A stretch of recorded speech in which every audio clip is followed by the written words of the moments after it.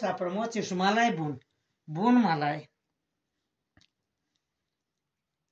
E bine că aveam acolo cât de cât.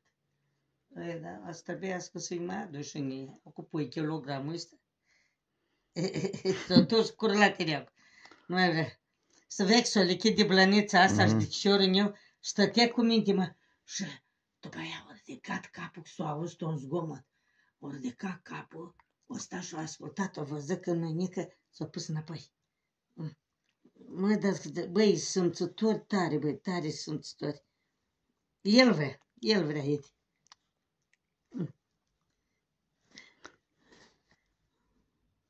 Mamă, de.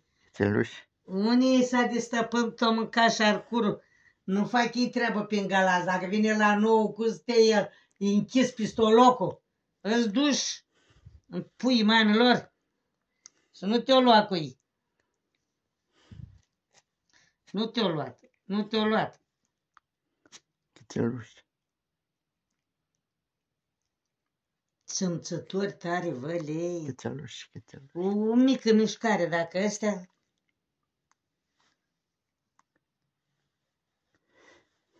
O mică mișcare, imediat eu...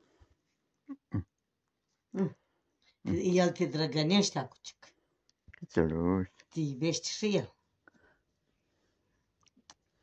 Țeluș.